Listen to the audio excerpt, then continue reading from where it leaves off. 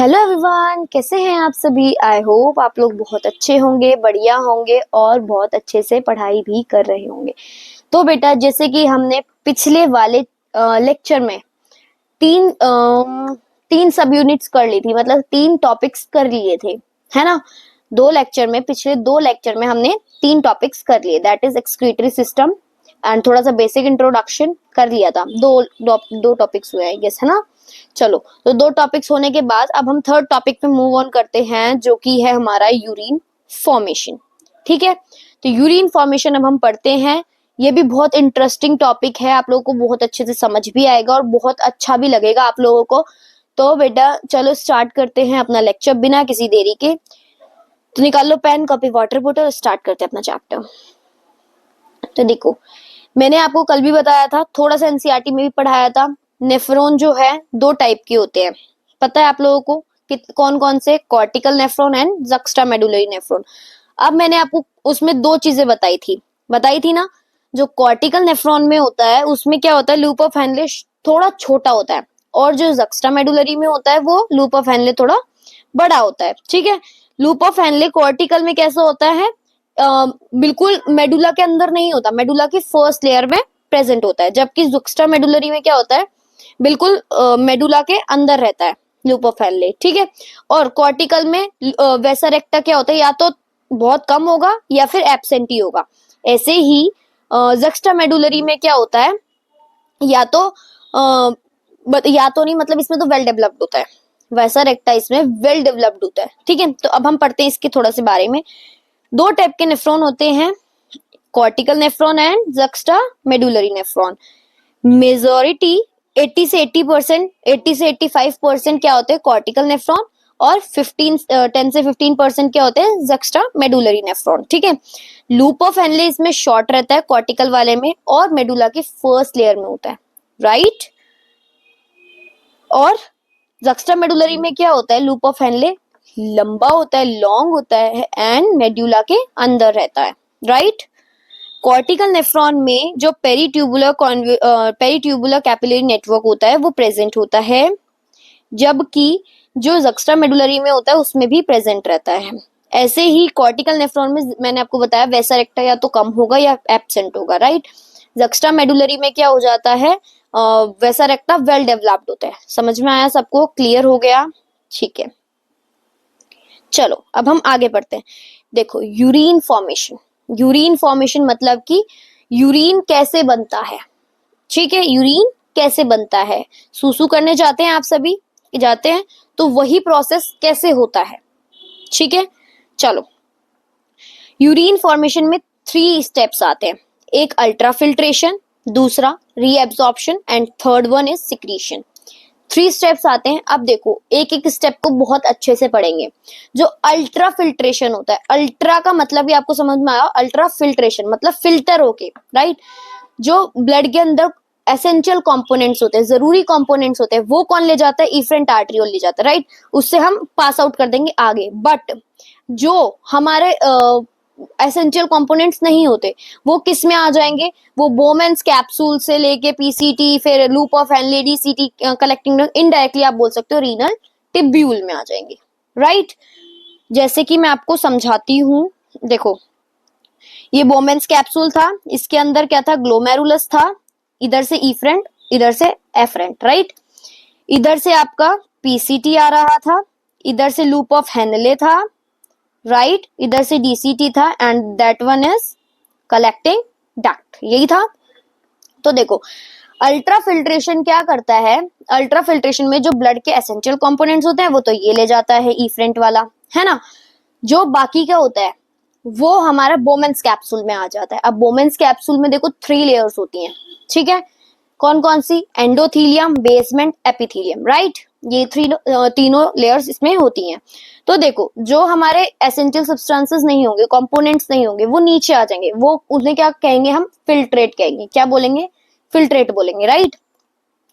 तो जब इसमें फिल्ट्रेट आ जाएगा तो ये फर्स्ट इसमें आ जाएगा, लाइक इसमें थोड़े थोड़े पोर्स होते हैं जिसमें ये एक छन्नी की तरह काम करते हैं, जिसमें से डर्टी कंपोनेंट्स, बेकार कंपोनेंट्स थोड़े नीचे आ जाएंगे, राइट। देखो, कार्डियक आउटपुट मैंने आपको बताया था क्या होता है बेटा, हार्ट रेट होती है जो हर एक बीट में, मतलब कार्डियक आउटपुट मैंने आपको बताया था, पंप्ड बाय ईच वेंट्रिकल। ठीक है, ईच वेंट्रिकल मतलब कार्डियक आउटपुट था कितना, 5000 ml था, 5 लीटर था। इसमें से ऐसा तो है नहीं कि आपका सारा ही ले जाएगा किडनी, नहीं। कितना परसेंट लेके जाएगा, 20% कार्डियक आउटपुट किडनी में आएगा। ठीक है, तो इसमें क्या होगा, जब ये पोर्स आपके खुलेंगे, छन्नी की तरह काम करेंगे, तो जो नॉन एसेंशियल सब्सटेंसेस है, कंपोनेंट्स है, वो इसमें छन्नी के थ्रू नीचे आ जाएंगे। किसमें, एंडोथीलियम में, उसके बाद बेसमेंट मेम्ब्रेन में ये यहाँ पे आ जाएंगे। फिर आएंगे बोमेन्स कैप्सूल में। ठीक है, मतलब सॉरी, एपिथीलियम में। तो ऐसे करके ये इसमें आते जाएंगे। अब आपको मैंने बताया था बोमेन्स कैप्सूल में पोडोसाइट्स होते हैं आउटर लेयर पे, राइट। जो आउटर पैराइटल लेयर थी उसमें पोडोसाइट्स होते हैं। पोडोसाइट्स के बीच में छोटे छोटे पोर्स होते हैं। पोर्स क्या काम करते हैं, जिन्हें हम क्या बोलते हैं, फिल्ट्रेट या फिर फिल्ट्रेशन पोर या फिर स्लिट पोर भी बोल सकते हैं, स्लिट पोर भी बोल सकते हैं, राइट। अब देखो, अब इसमें क्या होता है ना कि ये जब इधर आएगा, ठीक है, ये जब आपका रीनल टिब्यूल में आ जाएगा, तो ये देखो मैंने अल्ट्रा फिल्ट्रेशन आपको समझा दिया। अब हम जैसे रीअब्जॉर्प्शन का समझाते हैं। अब इसमें क्या होता है, आपका जो रीअब्जॉर्प्शन होगा, मतलब आप रीअब्जॉर्ब भी कर सकते हो। एक बार इसमें चला गया, इस ट्यूब में चला गया। अब इस ट्यूब से आप लोग ये सोच सकते हो कि हमें ये लास्ट चांस देता है, हमारी ऑर्गन्स, मतलब इस ये रीनल टिब्यूल लास्ट चांस देता है कि अगर जो भी एसेंशियल सब्सटेंसेस है ये आप ले लो, ये आप ले लो। ठीक है, 125 ml ही इसमें पास होता है एक तो रीनल टिब्यूल में, ये याद रखना। इसमें से भी 99% जो है आपका रीएब्जॉर्ब हो जाता है, मतलब यहां से बाहर आ जाता है, यहां से बाहर आ जाता है। बाहर इन द सेंस आप बोल सकते हो हमारी बॉडी को वो चीज दोबारा रीएब्जॉर्ब कर सकती है। अगर आप इस टाइम पे रीएब्जॉर्ब नहीं कर लोगे सब चीजों को, तो वो क्या बन जाएगा, सुसु बन जाएगा, राइट। ये आपको यूरिन बन जाएगा वॉशरूम के लिए। ठीक है, तो आप उसको एलिमिनेट कर सकते हो, राइट। तो आपको ये लास्ट चांस देता है कि आप लोग इसमें से एसेंशियल सब्सटेंस कंपोनेंट्स जो हैं वो रीएब्जॉर्ब कर लो, निकाल लो। और जो नहीं है वो इस जो ट्यूब में होता है, इस ट्यूब में जाकर सिक्रीट हो जाता है। तो इसे बोलते हैं सिक्रीशन प्रोसेस। तीनों प्रोसेस समझ आए, ultra filtration, reabsorption and secretion, समझ में आया सबको। ठीक है, अब देखो, जो अल्ट्रा फिल्ट्रेशन है उसमें एटीपी की रिक्वायरमेंट नहीं होती। एटीपी की रिक्वायरमेंट नहीं होगी तो उसे हम क्या बोलेंगे, पैसिव प्रोसेस। क्या बोलेंगे, पैसिव प्रोसेस। और जिसमें एटीपी की रिक्वायरमेंट होगी उसे बोलेंगे एक्टिव प्रोसेस। समझ में आया सबको, यूरिन फॉर्मेशन समझ में आया। ये मैंने आपको डिटेल्ड एक पूरा बता दिया कि यूरिन फॉर्मेशन एक्चुअली होता कैसे है। ठीक है, समझ में आया, बिल्कुल, वेरी गुड। ठीक है, तो जो रीएब्जॉर्ब हो जाएंगी ना थिंग्स, वो कितनी परसेंट हो जाएगी, 99% फिल्ट्रेट रीएब्जॉर्ब हो जाएगा। ठीक है, समझ में आया। चलो अब हम आगे बढ़ते हैं। कार्डियक आउटपुट मैंने आपको बताया 5 लीटर होता है। ठीक है, तो ऐसा तो है नहीं कि सारा ही आप किडनी को दे दोगे, नहीं, नो। ठीक है, 20% ही कार्डियक आउटपुट किडनी के पास आएगा। दैट इज 1 से 1.5 लीटर जो है यूरिन आप लोग एलिमिनेट कर पाओगे, मतलब बनता है, ये समझ लो। ठीक है, 25 से 30 ग्राम बोल सकते हो। पीएच कितना होता है, 6 होता है। कितना होता है, 6। ठीक है, तो देखो 1/5 तो आप कार्डियक आउटपुट बोल सकते हो, मतलब 20% बोथ आर्टरी को आप देते हो पर मिनट में, 1 मिनट में।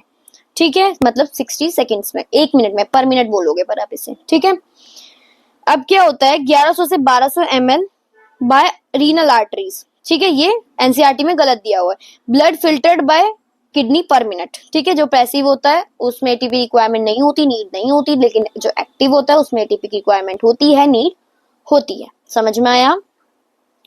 बेसमेंट मेम्ब्रेन में मैंने आपको बताई ना, सॉरी, बोमेन्स कैप्सूल 3 मेम्ब्रेन बताई ना मैंने आपको। अल्ट्रा फिल्ट्रेशन में 3 मेम्ब्रेन लगती हैं, 3 लेयर्स होती हैं। बोमेन्स कैप्सूल में नहीं, सॉरी, अल्ट्रा फिल्ट्रेशन में 3 मेम्ब्रेन्स लगती हैं, 3 लेयर्स लगती हैं। कौन कौन सी, एंडोथीलियम, जहां से मैंने आपको बताया था वो छन्नी लाइक होता है, उसके अंदर सारे पोर्स आ जाते हैं, कंपोनेंट्स आ जाते हैं जो एसेंशियल नहीं होते। ठीक है, और बेसमेंट मेम्ब्रेन होती है सेकंड। थर्ड होती है एपिथीलियम, जिसमें पोडोसाइट्स होते हैं, जिसे हम फिल्ट्रेशन स्लिट बोलते हैं, जो पोडोसाइट के बीच में थोड़े थोड़े स्पोर्स होते हैं, राइट। फिल्ट्रेट क्या होता है बेटा, ब्लड में से माइनस कर दो आरबीसी, डब्ल्यूबीसी, प्लेटलेट और प्लाज्मा प्रोटीन को, ठीक है। प्लाज्मा में से प्लाज्मा प्रोटीन्स को माइनस कर दो। जैसे कि फिल्ट्रेट के पास क्या हो जाता है, मतलब जो एसेंशियल कंपोनेंट्स नहीं होते वो हमने क्या कर दिया था, फिल्टर कर दिया था ना, मतलब रीनल टिब्यूल में भेज दिया था ना, समझ लो। जब रीनल टिब्यूल में भेजा तो वो फिल्ट्रेट थे क्या बेटा, थे क्या? आप बोलोगे H2O, glucose, amino acid, sodium, potassium and calcium. अब आप याद कैसे रखोगे, एक्टिव में मान लो, आप एक्टिव में मान लो आप कंगा से याद रखोगे। कंगा मतलब potassium, amino acid, sodium, glucose plus active process, मतलब एटीपी इसमें यूज होता है, तो कंगा, कंगा से आप याद रखोगे एक्टिव प्रोसेस, ठीक है। पैसिव में क्या क्या आते हैं भाई, HCO3 माइनस, यूरिया, H2O, ठीक है। ये सब चीजें किस में आते हैं, पैसिव में। तो ये सारे क्या होते हैं, फिल्ट्रेट होते हैं। समझ में आया। ग्लोमेरुलर हाइड्रोस्टेटिक प्रेशर, ये क्या होता है बेटा, बिकॉज एफरेंट आर्ट्रियोल क्या होता है, ज्यादा मोटा होता है। मैंने आपको बताया एफरेंट आर्ट्रियोल मोटा होता है, इफरेंट पतला होता है, तो जो एफरेंट से ब्लड आएगा वो बहुत धीरे धीरे आ जाएगा, बट जो इफरेंट लेकर जाएगा ब्लड वो बहुत तेजी में लेकर जाएगा, क्योंकि उसकी जो ब्लड वेसल्स है वो पतली है। समझ में आया, वेरी गुड, ठीक है। तो ग्लोमेरुलर फिल्ट्रेशन प्रेशर कितना होता है, 60 माइनस 70 mm HC। अब ब्लड कोलॉइडल ऑस्मोटिक प्रेशर क्या है बेटा, प्रेशर जो अपोजिंग होता है, जो अपोज करता है किसे, ग्लोमेरुलर हाइड्रोस्टेटिक प्रेशर को, ठीक है। Due to non filtering plasma protein, जो प्लाज्मा प्रोटीन फिल्टर नहीं हो रहे उसकी वजह से, ठीक है। रेजिस्ट फिल्ट्रेशन क्या होता है बेटा, मतलब ब्लड कोलॉइडल ऑस्मोटिक प्रेशर कितना होता है, 30 माइनस 32, मतलब 30 से लेकर 32 mm HG। समझ में आया। कैप्सूलर हाइड्रोस्टेटिक प्रेशर, प्रेशर जो अपोज करता है GHP को, बार बार मैं वो वर्ड नहीं बोलूंगी, ग्लोमेरुलर हाइड्रोस्टेटिक प्रेशर नहीं बोलूंगी, GHP बोलूंगी, ठीक है। Due to filtrate, already filtrate की वजह से जो प्रेजेंट होता है वोमेन्स कैप्सूल में। समझ में आया। तो कैप्सूलर हाइड्रोस्टेटिक प्रेशर क्या है, 10 से 18 mm HG। अब नेट फिल्ट्रेशन प्रेशर क्या होता है बेटा, GHP में से माइनस कर दो BCOP एंड CHP, मतलब फर्स्ट वाले में से सेकंड और थर्ड माइनस कर दो। समझ में आया। थोड़ा शॉर्ट फॉर्म ही यूज करनी पड़ती है बेटा, बार बार वही चीजें रिपीट नहीं की जाती। इसका नेट फिल्ट्रेशन प्रेशर कितना होता है, 10 से 20 mm HG, ये याद रखना बेटा। ग्लोमेरुलर फिल्ट्रेशन रेट ये कितना होता है, अब ये होता क्या है पहले बताओ। Amount of filtrate form bye kidney in 1 minute, मतलब जो किडनी 1 मिनट में फिल्ट्रेट बनाती है, फिल्ट्रेट मैंने आपको बताया एक्टिव और पैसिव वाले जो आयंस थे, राइट, वो जो बनाते हैं किडनी में 1 मिनट में, अमाउंट ऑफ फिल्ट्रेट जितना बनता है उसे बोलते हैं ग्लोमेरुलर फिल्ट्रेशन रेट। कितना बनता है बेटा, 125 ml पर मिनट आप इसे बोल सकते हो, या फिर 180 लीटर पर डे आप बोल सकते हो। समझ में आया चैप्टर अच्छे से, चैप्टर नहीं सॉरी टॉपिक अच्छे से समझ में आया। Urine formation, urine formation 3 steps involve करता है। ग्लोमेरुलर फिल्ट्रेशन बोल सकते हैं, रीएब्जॉर्प्शन, सिक्रीशन, ये अलग अलग डिफरेंट पार्ट्स में होता है नेफ्रॉन के। फर्स्ट स्टेप जो है यूरिन फॉर्मेशन का होता है, जिसमें फिल्ट्रेशन होती है ब्लड का, which is carried out by glomerulus, जिसे हम ग्लोमेरुलर फिल्ट्रेशन बोलते हैं। एवरेज में क्या होता है, 1100 से 1200 ml ब्लड जो है फिल्ट्रेट होता है किडनी के थ्रू 1 मिनट में, जिसमें से 1/5 जो है मैंने आपको बताया था 1/5 कार्डियक आउटपुट रखता है, जो इसमें से 20% रहता है ना, यही चीज में बताई हुई है। 3 लेयर होती हैं फिल्ट्रेशन जब हम करते हैं, ग्लोमेरुलर फिल्ट्रेशन जब हम करते हैं 3 लेयर्स होती हैं, एंडोथीलियम, बेसमेंट और एपिथीलियल, राइट, ये 3 लेयर्स होती हैं। अब एपिथीलियल और वोमेन्स कैप्सूल में पोडोसाइट्स रहते हैं, arrange in an intrinsic manner, जिनमें छोटे छोटे पोर्स भी रहते हैं, जिन्हें हम फिल्ट्रेशन स्लिट या स्लिट पोर्स बोलते हैं। Blood is filtered so finally through these membrane, ताकि ब्लड इनमें से बहुत अच्छे से फिल्टर हो जाए, that almost all the constituent of the plasma except the protein pass on to the lumen of the women's capsule, इसलिए इसे अल्ट्राफिल्ट्रेशन भी बोलते हैं, ठीक है। The amount of filtrate formed by the kidneys per minute is called glomerular filtration rate, और glomerular filtration कितना रहता है बेटा, 125 ml पर मिनट बोल सकते हो, या 180 लीटर पर डे इसको आप बोल सकते हो। अब मेरे को जल्दी से बताओ, इन जुक्स्टामेडुलरी नेफ्रॉन में क्या क्या मैंने आपको बता रखा है। लूप ऑफ हेनले कैसी हो जाती है बेटा, लार्ज हो जाती है और मेडुला के अंदर हो जाती है, जबकि वेसा रेक्टा इसमें क्या हो जाता है, वेल डेवलप्ड हो जाता है, ठीक है। तो ये भी ठीक है, ये भी ठीक है, ये भी ठीक है, तो आंसर शुड बी डी। अब यूरिन फॉर्मेशन में 3 स्टेप्स लग रहे थे, बोला था मैंने आपसे। अल्ट्रा फिल्ट्रेशन जिसे हम ग्लोमेरुलर फिल्ट्रेशन भी बोल रहे हैं, रीअब्जॉर्प्शन एंड सिक्रीशन, 3 स्टेप्स थे, तो ये तीनों हैं, राइट।